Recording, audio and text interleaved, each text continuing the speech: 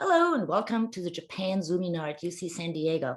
It's May 4th, 2021, which means it's May 5th in Japan. Happy Children's Day and happy Golden Week to everybody in Japan. I'm Ulrike Schede. I'm the professor of Japanese business at UC San Diego and the director of JFIT, the Japan Forum for Innovation and Technology. Yes, that's right. We're at UC San Diego GPS, the School of Global Policy and Strategy. GPS is an international relations and public policy school with including with a focus on the Pacific Rim. And we have a Masters of International Affairs with a Japan specialization. If you're interested in our course offerings, please visit gps.ucsd.edu. And JFIT is our Japan Center, and more information on JFIT can be gotten at jfit.ucsd.edu. If you go to that JFIT website, you will find a tab called News and Media, where you can sign up for our San Diego Japan Newsflash, the un-news from Japan, stuff you won't read in the regular newspapers necessarily. And right next to that is a tab called Japan Zoominars. This is where you can find upcoming as well as past events, because that's right, our events are recorded. And so as will this one be. If that's all too complicated, my website is thejapanologist.com, and you will find information on the Zoominars there as well. So this is a weekly event. We meet every Tuesday at 4:30 or Wednesday at 8:30 in Japan.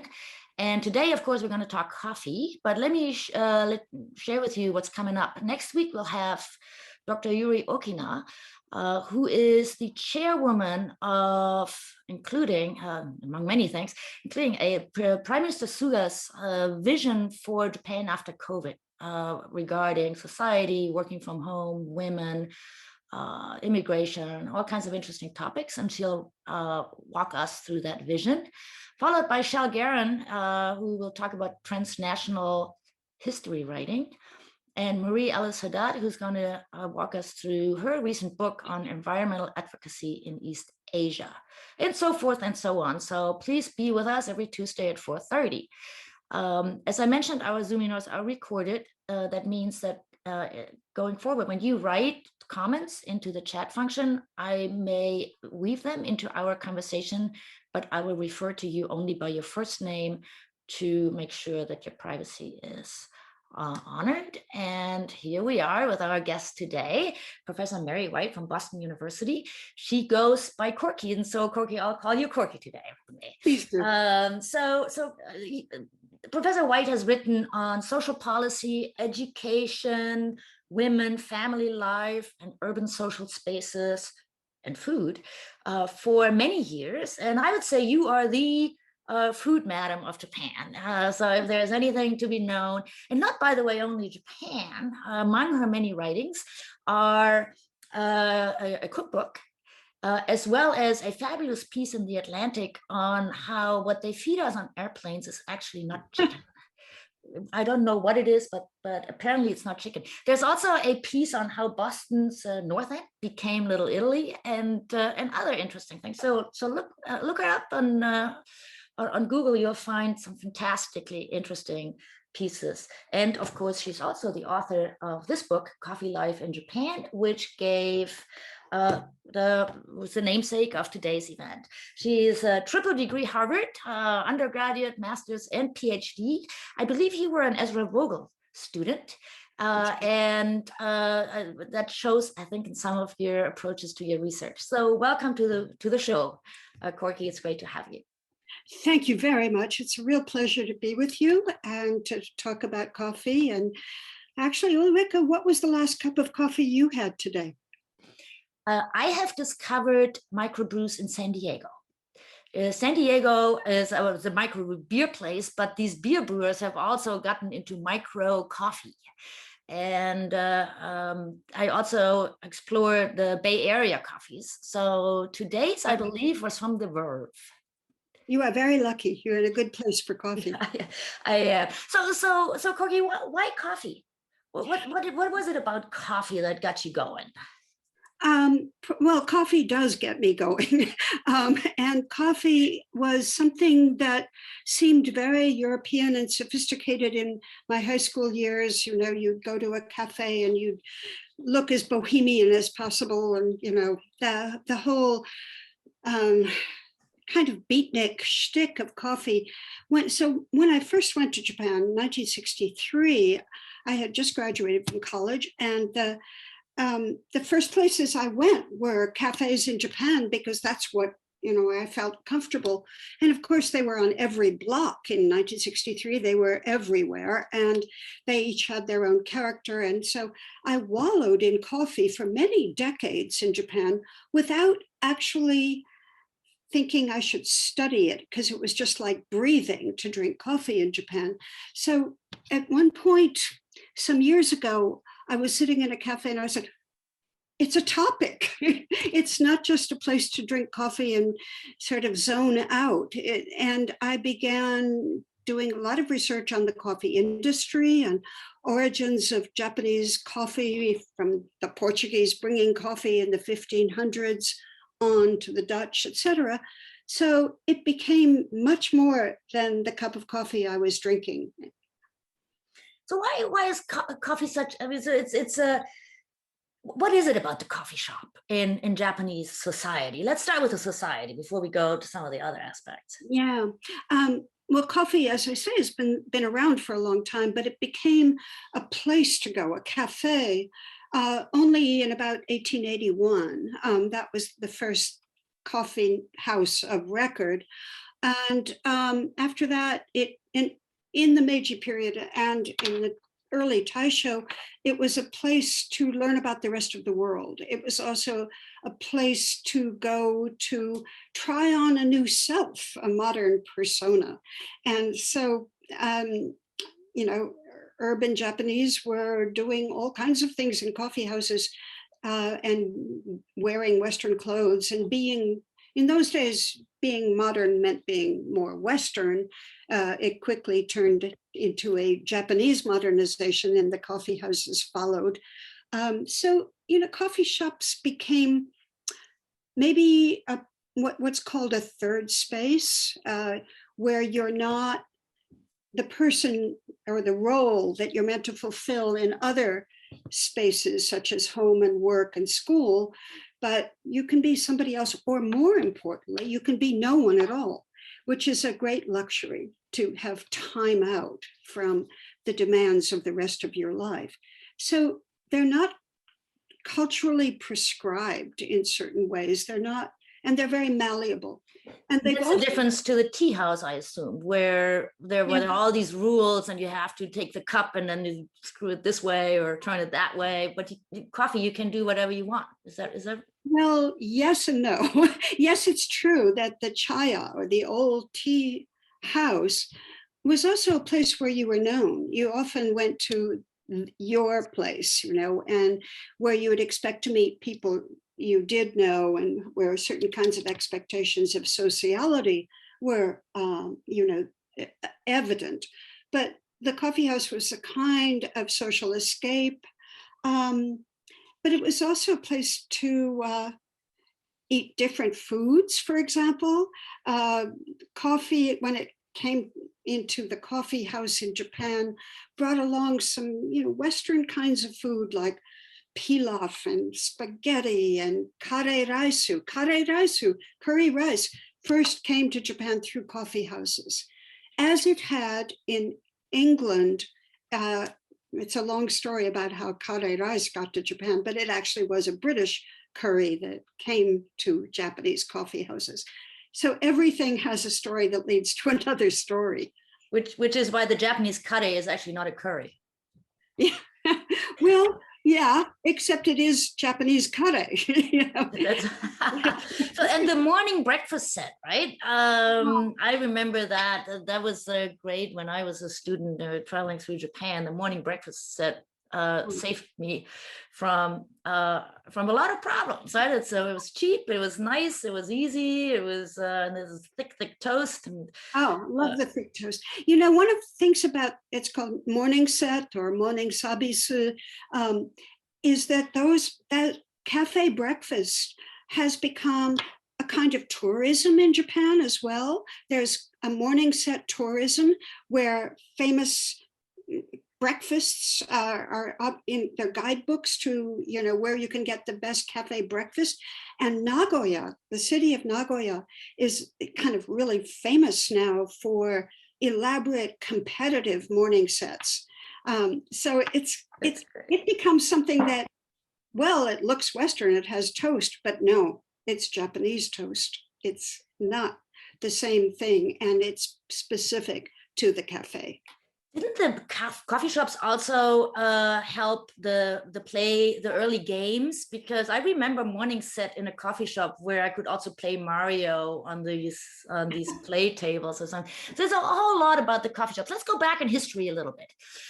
So I was fascinated from your book that Japan is actually, I study business, so I see numbers, so I get all excited. It's the third largest coffee importer, or at least maybe 10 years ago it was, after the US and Germany. Is that? That's right.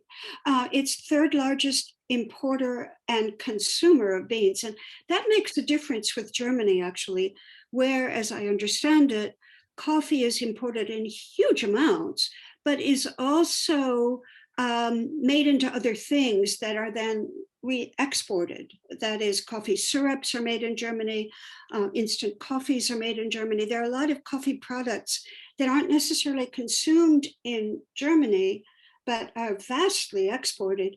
But that makes their imports very high too. America's is at the moment the highest. And the interesting thing, though, is that Japan's imports, started out actually with Brazil, and that's a really interesting story about how Japanese imin, or the emigres from Japan, especially the Kobe area, went to Brazil at the end, the very turn of that century, and to grow coffee. And Sao Paulo in Brazil specifically wanted Japanese farmers who were known as efficient and productive farmers to help create the Brazilian coffee economy. It had existed, but to really bring it up. And that made Japan, for Brazil, the target foreign market for their coffee.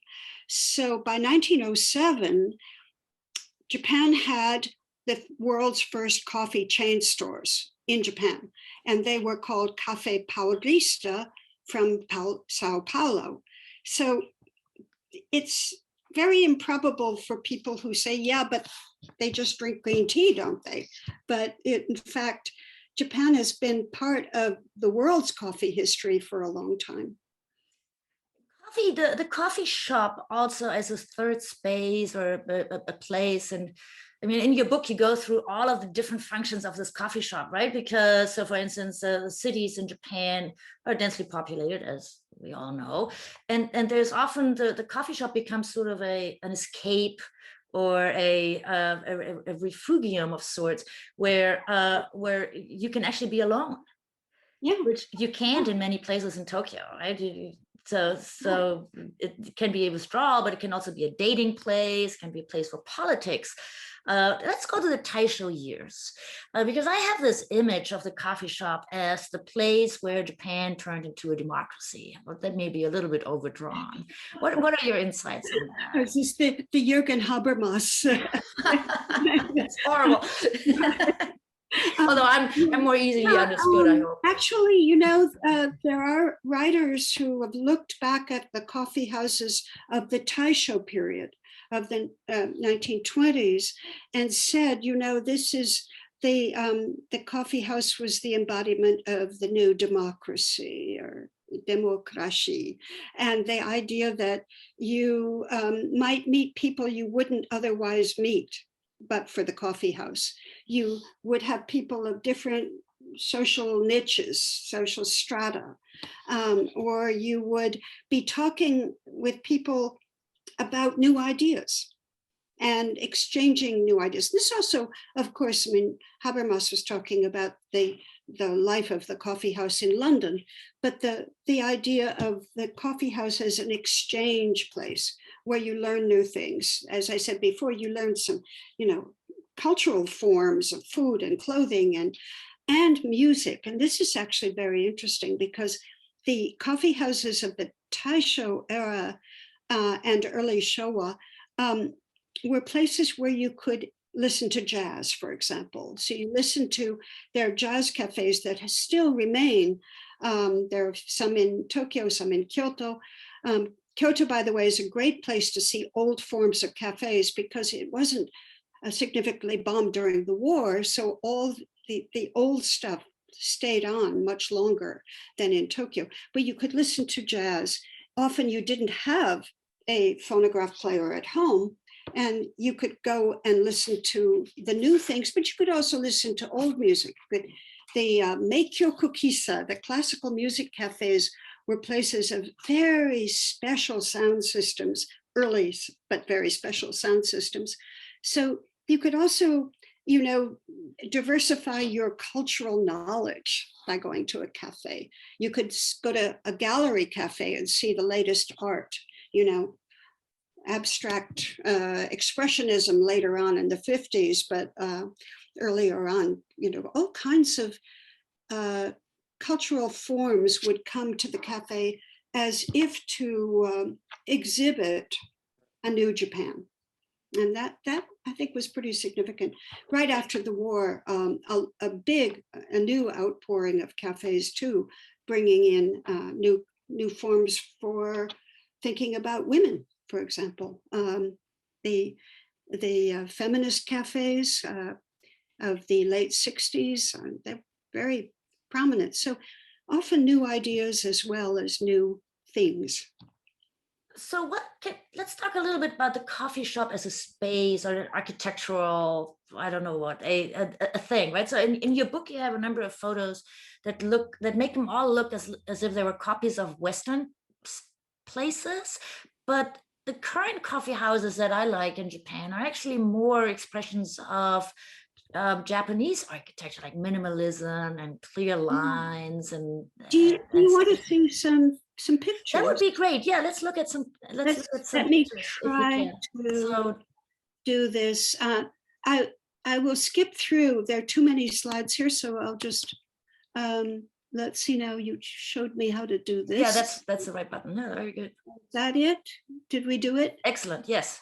All right. I'm not going to go way back like this, but I'm going to skip. That was the site of the very first coffee house. It's only a site now. It's not existing, but now you mentioned Western styles. This is from the late Meiji, early Taisho period. It's in Kyoto. It still exists. And this was called the Viennese style, or even though it's called Café Francois. This is called the red velvet style, because a lot of these cafes thought that red velvet was the cafe seating. This cafe plays only Viennese, Strauss music and serves Café Wien. So that's a kind of almost theater of the old, but it's a very old cafe. It's a genuinely old cafe.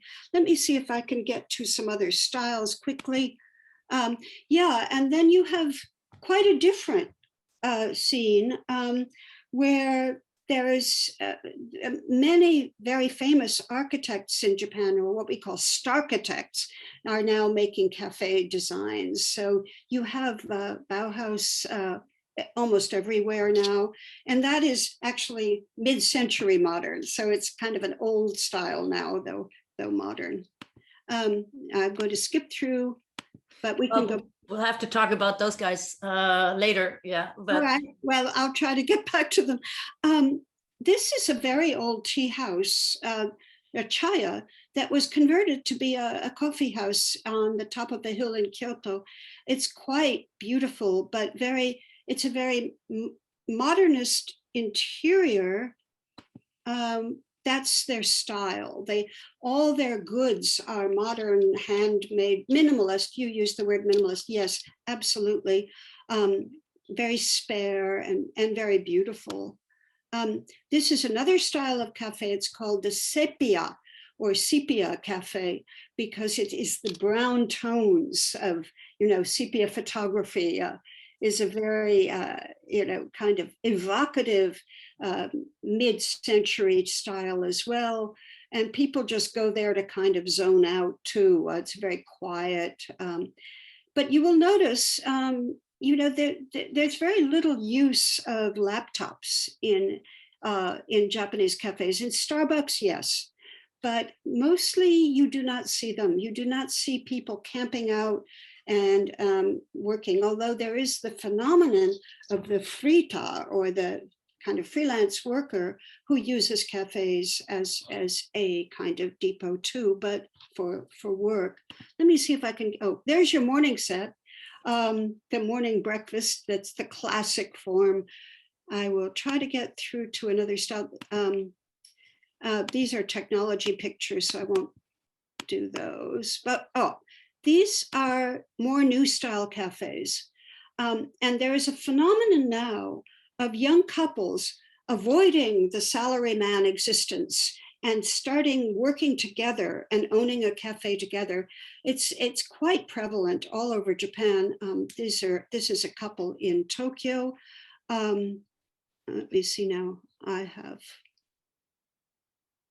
trying to get back to, this is another couple in Nakameguro who own a cafe. It's a very chic thing to do, but it's also a very kind of cozy environment. You're in the home of the young couple. So there's a sense that you have joined their family. Another one in Tokyo, a young couple. And well, I'm going to move you to Kyoto for a minute, because the Nodas are a couple who have had a very stylish but red velvet cafe, but it's modern red velvet. So they've transposed the older Kyoto style Europateki, European style cafe into modern. And if you will let me, I can show you perhaps, I'm not sure it's going to work though. I will try.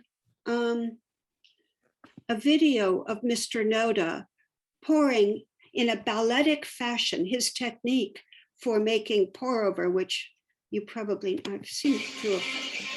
Let's see. The pour over is the dominant style of most older cafes. Not espresso. We'll talk about that if you want. Almost doing it with the artistry of a bartender who's doing a drink in one of the big hotels. Exactly. It's an art. It's and also the important thing about pour over is that it's, watch his spiral in, spiral out. I'm learning something very important here. It's that it is handmade. It is tezukuri, handmade. And the idea of using an espresso machine is not popular among many people because it is seen as a machine intervening between you and the coffee. So the espresso adds another kind of technological dimension, which is missing in this much more valued pursuit of coffee. But we can talk about coffee technologies if you want. I think I should let him do one more swoop and then we'll go. Yeah, I'm watching intently to make sure I get this right tomorrow morning. You have to have one of these pouring kettles with a very narrow spout. That's right. They are actually kettles for coffee in Japan, and you can buy them anywhere. Yes. The stores where you know. Yeah. The Japanese coffee technology company Hario is very popular in America now. So Hario and Kalita are the two big companies that are producing this stuff. Let's see now. Another couple, that's an older couple. So are you, I mean, we probably want to get there later, but is the coffee shop of the present tense, is that a young people thing or is it an old people thing? Or because you're talking about these new... Well, this is one that's very popular among young people, and it's very, very spare. it is almost as though it were an abandoned shack. But young people like this edgy, modern, nobody knows about this but you kind of place, you know, that kind of secret, anabateki kind of, you know, hole in the wall place. Older people are gathering in cafes, especially the older kissaten. Kissaten is seen as a nostalgic style from, you know, the early post-war, the late 40s, early 50s. And they are, it's often a one-man cafe, coffee house, but a kissaten has a particular flavor that older people, you know, go to. So there are some cafes that are really for the burgeoning elderly population, and they are gathering spaces, they are social spaces, so that if you are a regular at one of these and you're an older person and you don't happen to show up one day, the people there will be very concerned and make sure and find out that you're okay. So you have a kind of social system, even a kind of welfare system built into some of these cafes where older people gather. So can we talk a little bit more about this kohizukuri or tezukuri? So I'm fascinated by this because Japan, of course, prides itself of its skillfulness and making cars, and this is like the attention to detail, the perfectionism. But this coffee technique that Japan, or the various coffee techniques that Japan have developed, and it has to be pure, and there can't be an espresso machine between the artists, the takumi, and the thing, right? So that's great. I want to go. So it's another expression of this perfectionism, right? The pride that is associated with making the perfect cup of coffee.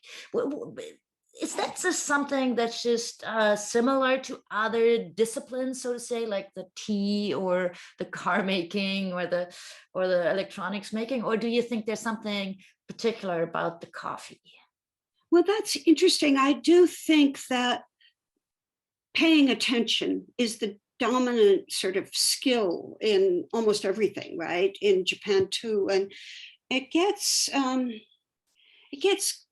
kind of overstated sometimes as kodawari. You know, this is it's in Japan's DNA or something. You know, it gets much too essentialized, but there is something about, I'm going to go backwards in this, if I can get backwards, we'll have to go to Starbucks later. Let me try to get to, obviously Mr. Noda has a very, very particular skill that he has developed over time, and that not only is it about the coffee, it's about himself. It's about, this is my way, you know. And a lot of coffee people have their own way. There's no Japanese coffee way. There are all these individual bar people's way. And I find that fascinating. So you can see in the making, I'm going to get to one particular very purist sort of guy. Maybe I can't find him. Oh, well, let's go to her because we haven't talked enough about the women in coffee. She owns her own coffee place, and she is so persnickety. She is so particular about the beans. She sources the beans herself. She does have a lot of single origin beans, but for her, the important thing is that the customer trusts her blend. In America, a blend is often sort of suspect. You know, what are they trying to hide here? They're mixing things up. They, you know, you can't, how can you mix this and that? But in Japan, the master's blend is what is the most particular, because you've balanced out the flavors and the bodies and the aromas of different beans to make something better than the sum of its parts. Almost like a French winemaker. Yes, absolutely. It's, you know, the whole thing is kind of like the connoisseurship of wine, now that you mention it. And, you know, there are people in Japan who are as refined as any wine connoisseur, Often they're called things like kohi maniaku or coffee maniacs, and that, or coffee geeks, I suppose we would call them. But she is a really great example of paying attention to the coffee. When you walk into a Japanese place of business, a restaurant, you will hear "Irashai, irashai," people yelling at you, "Welcome, welcome." But she will never do that if she's making a cup of coffee for a customer. She will not greet another customer because her focus is so complete on the cup she's making. You might notice who's behind her on the wall. Can you see?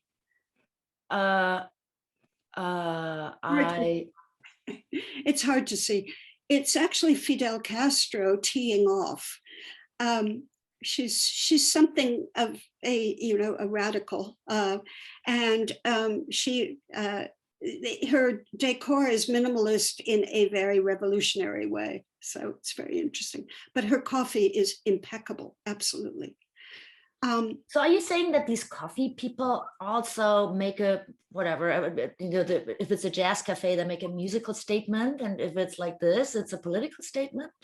It's a what statement? A political statement? Sometimes it is. I'm trying to find the other man who I wanted to show you, if he shows up again. Possibly not. And his statement is ecological, environmental. And is that him? I'm just trying to find him. No. And his work is about, it's possible we have utterly lost him, but no, there he is. Sorry. He is completely about thinking about the earth and the preservation of the earth. So, for example, he serves meals with his coffee. He grows everything for his meals on a patch of land to the north of Kyoto, where he bicycles out every morning. You have to make a reservation to get the coffee and the food. And he bicycles out to his small patch of land, picks only exactly what is needed in this kind of Satoyama, area where it's not it's a little bit like foraging. He is very, very pure about being a preserver of the land, a steward of the land. So yes, it's a kind of, there are many different kinds of politics that people are engaged in who are involved with coffee. So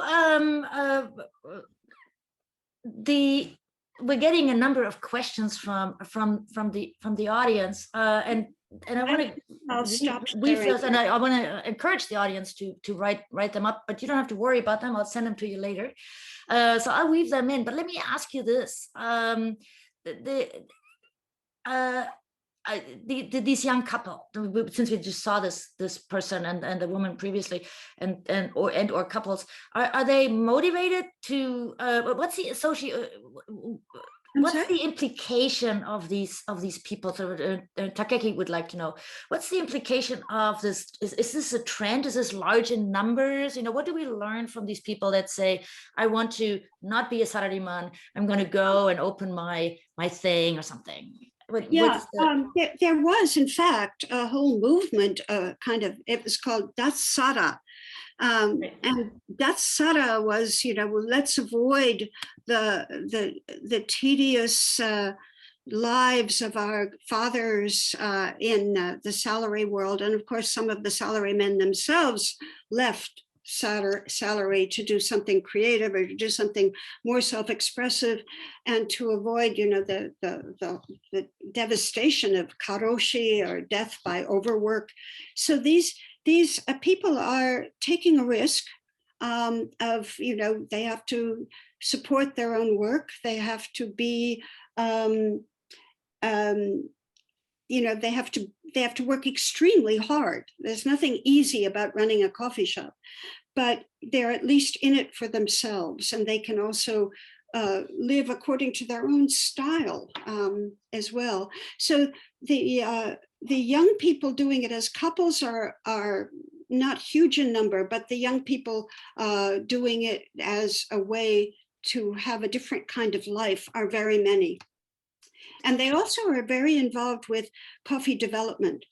They often become green buyers who are trained to go out to where coffee is grown and buy the green beans. That green means unroasted beans. They become specialists. They become part of a big world of coffee. So they're not just, in a small neighborhood, in a small coffee shop. They're often involved in the whole world of coffee. Yeah, so can we talk about this a little bit more, because you just mentioned this fellow with this, everything is green and pure and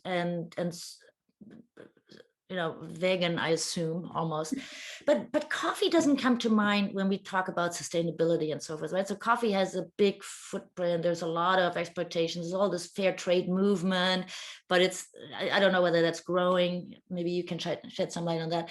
But so if Japan is such a big consumer, does Japan have a role to play in making coffee more sustainable? And is that the idea here, or what's the... Yeah. That's a wonderful question. And indeed, there are many Japanese environmentalists who work in coffee and who try, for example, to, and also who are not just environmentalists, but concerned with worker exploitation. And of course, the big problem with coffee is that it is mostly drunk in countries that don't grow it. And so there's a fuel, there's a big carbon offset problem there too. So coffee travels to where it is drunk. The only country where it is drunk as much as in the high consuming countries and grown there is Brazil. But everywhere else, it is not as drunk as much as it is exported. So that is a big problem. A while back, I helped to set up a coffee cooperative in Cambodia, which is not known for its coffee. It is not the high elevation. It is not bird-friendly coffee. It is, and you have to bring in, water. So it's costly in several ways. But it also inspires development, and our project was mostly selling the beans to Japan, actually. So that was interesting, because when we were sending beans to Japan, it was being sold in Japan as a kind of charitable commodity, with the idea that we're helping Cambodia. We're building schools and that sort of thing. So there are many elements to the coffee industry that are trying, as I said, to offset the depredations that coffee can create. So as we're talking about things that are not so great or need to change, Jimmy has a great question about smoking. And so the bubble period is when I first really experienced Japan, which is a little...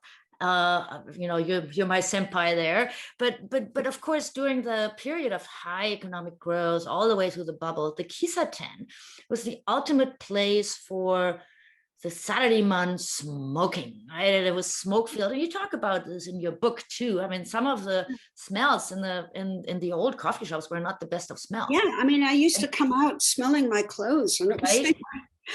So now but those are gone. So what has replaced that kissaten, right? So is there still have the salespeople and the business people changed, or is Ginza Renoir, Ginza Renoir still holding on to this, right? Yeah, there are places where I've gone to recently where there's this kind of like foot-high partition, and on one side it says smoking and the other side's non-smoking, and there's this much room that's supposed to divide the two, but so no, smoking it's much less than it used to be. And one of the attractions for young women who were first the big consumers at Starbucks was that it was non-smoking. And of course, now women smoke as much women have been smoking, so it's not quite what it was. But the Starbucks non-smoking, along with those sweet coffee dessert drinks like caramel frappuccino or something, were the reason why women particularly loved Starbucks. So, we have also a question around this evolution of the Japanese kissaten, right? Was there a specific time or time period when this Japanese coffee making shifted from being a Western thing in the Viennese or the Francois coffee place to a more Japanese thing that took on its own Japaneseness in these pictures that you just showed, with the attention to detail, and it's like the Takumi craftsmanship around. And I thought that maybe have happened during the bubble years, when suddenly there were all of these new technologies and very expensive coffee cups and new original ways of coffee making techniques. Is that about right? I think you're right that there was a big transformation during the bubble years, and you may remember that there was the $100 cup with the gold leaf floating on it, and I mean, really ridiculous sorts of things happening. But I think the transformation to something you would call Japanese coffee happened rather earlier. I think the creation, especially of spaces where, excuse me, I'm going to drink something. The creation of spaces that had their own character, that stopped being replicas of the 19th century Vienna, for example. I think that happened really in the 1960s. You began to see spaces that you would not see elsewhere, and also coffee practices that you wouldn't see elsewhere. So I think it gradually changed. Of course, the Grand Luxe coffee of the bubble years was a kind of bubble in itself and disappeared too. Though you just do still find these wonderful places. Let's see, there's one in Shinjuku where you go in and you're given all these choices of Wedgwood or Limoges or, very fancy coffee cups to drink from. And it's very show-offy and extremely expensive. So that you can still have a luxurious cup of coffee, but I think the tendency towards a personality-based coffee shop where the owners and the couple or whatever, that personality-based coffee shop, which is also a very particular, and you would say Japanese style, I think that's been going on since at least the late 60s. So you mentioned choice, and this is a fascinating topic. So marketing experts say that no choice is bad, but too much choice is also bad. It baffles people. And so I remember how I was maybe last year, I was lucky enough to be in Japan in early 2020, and I was sitting at Maruyama Café, and there were the menu was like a newspaper with 10 pages.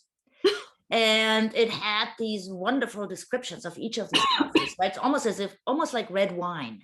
And so there was this, it was marzipan with an apple overnote, or whatever wonderful 12 pages. But I had no idea how to choose any of these coffees, nor could I understand how they could possibly make money if there are this tiny coffee shop with 300 different choices of coffee. How does that work? Are they really different? Are these coffees really different? Is this just a show, or is this huge outlet valve for in a society where often people don't have a lot of choices? What an interesting experience you had. I've certainly had that kind of experience, probably not.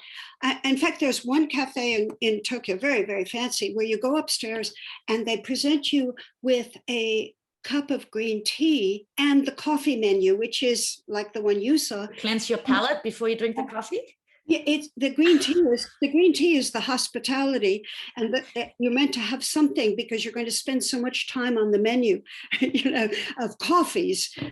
Before you order your coffee, you have to have your tea. So there is that. I think what you're also seeing is, there is this idea of connoisseurship that, and there are cafes like the one that you went to, and many that I've gone to, which are kind of learning experiences. You're meant to be learning something. It's like going on a wine tasting, and you will often get flights of coffee, little cups of different, and the bar guy will show you what you're tasting, because you don't know this language. You have to learn it, and you don't even learn the discernment easily. It takes a lot to be. Yeah, it's an acquired taste, right? So I learned from your book that Maruyama-san actually talks about acidity, although he doesn't mean it doesn't mean that, but there's a certain vocabulary around that, and the more you try it, the better it gets, actually, in a way, right? Yeah, there's a cafe, a siphon cafe in Kyoto, where at the door, the man who greets you says, "And what acidity, what body, what roast level, what," before you even sit down, he gets your taste profile, which at first when I went in, I thought, oh my God, I need to know. I don't know. and the first time I went in, I said, well, please teach me, which was probably the right thing to say, because he took that on as a job. So Stevie has a really great question that I want to take us back a little bit into history, and that is, so in the Taisho period, the coffee shop was this sort of Western, modern, new, learn, kind of express yourself, maybe even the feminist movement or the democratic movement.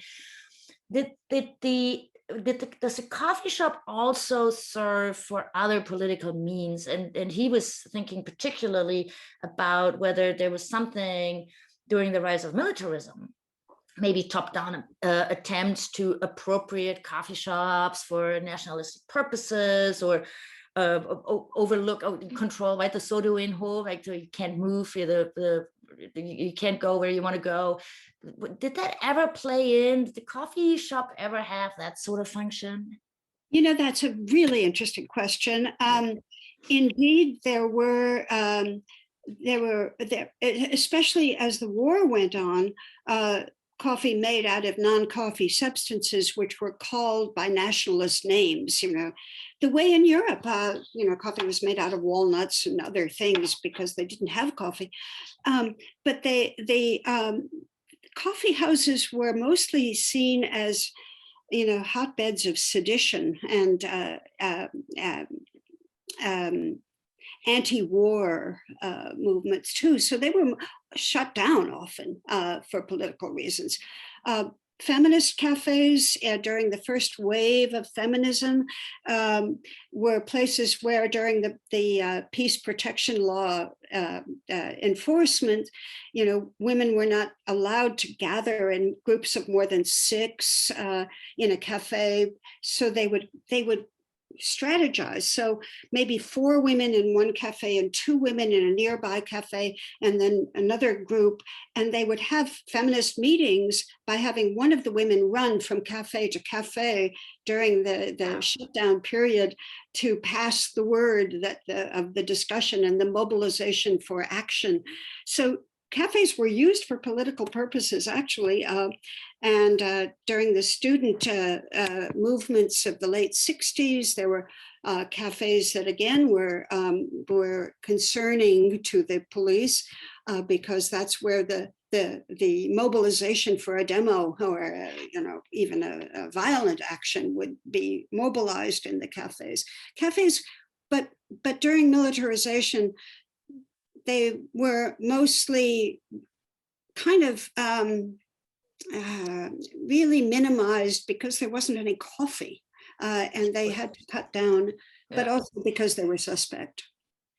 So Tom and another participant would like us to go to the dark side of Japanese coffee, which is the ugly one. So there's a purist question: is it allowed to put sugar and milk into your coffee in such a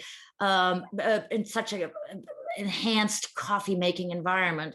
And Tom's question is, when did iced coffee come up? And I would like to add to that, when did they invent this very horrible canned coffee that comes out of vending machines, right?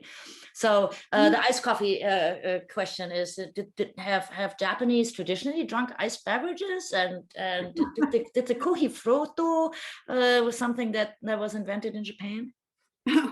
Well, thank you, Tom, for that question. Iced coffee, as you know, in Japan has its own ritual, and it's quite marvelous. And you get a tiny little pitcher of super condensed cream that falls down through the ice cubes, and you don't want to stir it.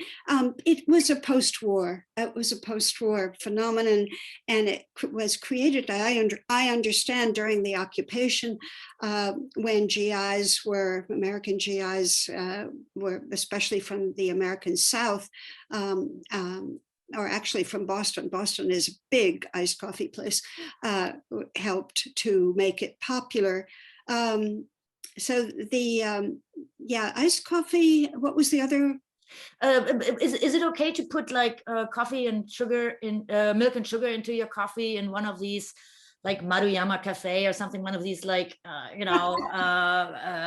highfalutin Takumi places, like the art craftsmanship places? These sacred temples of coffee. That's right. That's right. Well, there's one in Tokyo called Café de Ramburu or Café de l'Ombre, where Mr. Sekiguchi, who recently died at the age of 104, I think, would forbid you to put milk and sugar in your coffee if, when you had ordered the coffee the day before, and it's a long story, he valued old beans. Now, old beans, before roasting, you could keep beans quite a long time. After roasting, they immediately begin to die. And so you want to use roasted beans within 10 days of roasting, or throw them out as he would. But if you call the day before and you say, I want a Yemen 93 and I will have it at 3 p.m. tomorrow, then he will deliver that to you at 3 p.m. But if you have not said, and I will want sugar and cream, he will kick you out, because he said, you will have told me the day before and I will have roasted it for the sugar and cream that you wanted in it, and otherwise I am roasting it to be black coffee. So he's a very legendary figure of persnicketyness that usually, of course, you will have anything you want. I mean, coffee shops are they're permissive places for the most part. So that invites the question, though, whether one can actually taste that, right? I mean, can you really taste the difference between a coffee roasted for drinking with milk versus a coffee roasted to be drunk without milk? Personally, no, but then I don't put milk and sugar in my coffee. So what has changed since you wrote your book? And I want to go to Starbucks and all the chains that arrived, right? They've brought their own new coffee culture. Partially they're working from home in a coffee shop, right? So Starbucks is a new office. There are all of these companies that now say hataraki kata kaikaku, right? We've changed the work style reform and everybody has to go home at 5. And of course, nobody goes home. Well, this is pre-COVID, but nobody goes home at 5. They go from the office to the Starbucks and keep working, right? Because they're not done. And so what kind of changes has Starbucks brought, and are they crowding out these Can I share screen again? Yeah, sure. Let's see if I can. We'll go back to this.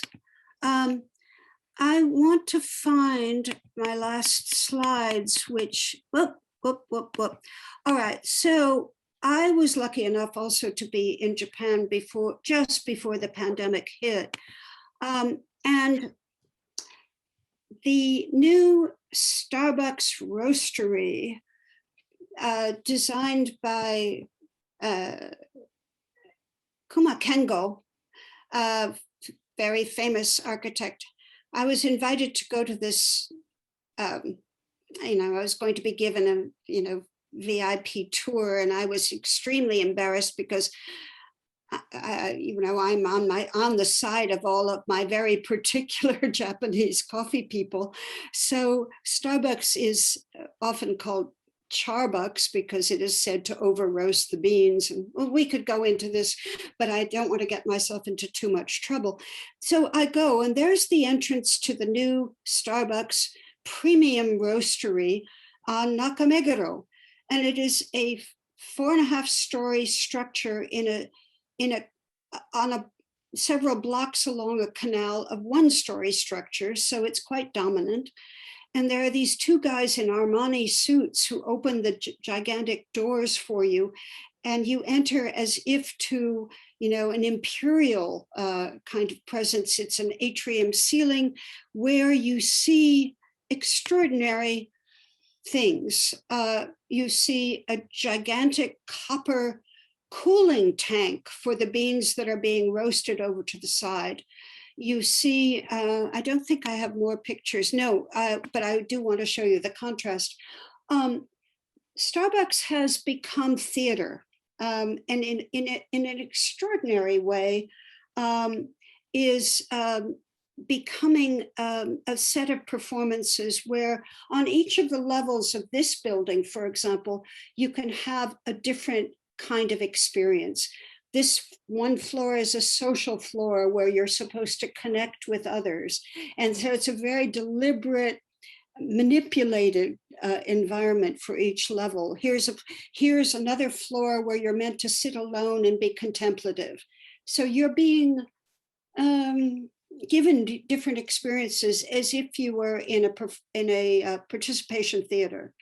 The coffee itself is not the point. The place is the point. So there's another one, by the way, in Shanghai, which is quite similar, but, and one in Seattle. There are places where another sort of event, wait a minute now, this is quite the opposite. This is a coffee stand, but I wanted to, if you walk a block or 2 away from the Starbucks roastery, you find this place called Onibus, which is, it's extraordinary. It's compared to what we've just experienced. It's 1 roaster, 1 man, and a very kind of minimalist environment next to the tracks, almost Wabi-Sabi kind of rusticity. And it's all about the coffee. It's not, obviously it's also about the space, but you have a cup of coffee made for you and handed to you by a person, and without a lot of showmanship. So I think Starbucks is one thing. I know that another kind of place that is brought from America is Blue Bottle. This is Blue Bottle at Nanzenji in Kyoto, and it fits into the space. It doesn't dominate. It's quite small. It looks larger than it actually feels, and it is that kind of Japanese minimalism. James Freeman, who's the owner of Blue Bottle, spends a lot of time in Japan and seems to want to contradict the image of America that is created there by Starbucks. So Alice has a question around what is the crowding out, right? So half these chains, whether they're about coffee or about theater or about work, have they pushed aside the old kissaten? Do you have any a way to measure? I mean, is it still possible to find an old kissaten and just plot yourself down and just enjoy the whole thing, or have they been wiped out? No, Alice, actually, that's a great question. There's been a kind of kissaten revival, and it's partly about nostalgia for the older people. And as you know, the elderly population is quite large, but it's also about a kind of yearning, a kind of akogare for a past that young people didn't experience but wish they had. So there is a desire for the independence. At first, it was feared that the big chains would overwhelm the independents, but that has proved not to have happened. It's created a separate market for the chain experience that perhaps brought in new people, but it actually it seems like there is a world of not just the old kissaten, but the new independence where you can have a kissaten type experience. I think that's true. And then there is, I mean, so if you spend some time walking around in Omotesando, Harajuku, there is the hip version of that, of the coffee store where you almost don't want to sit too long because there's a long line of people waiting outside trying to get in. Yeah. Speaking of long lines and time, our time is up, which is a shame because I could go on for hours, but we have this planned as a 1 hour event. And so thank you, everybody. Thank you, Corky, for joining this fabulous conversation. Thank you, everybody, for these great questions, which I will actually pass on to Corky so that she can review them.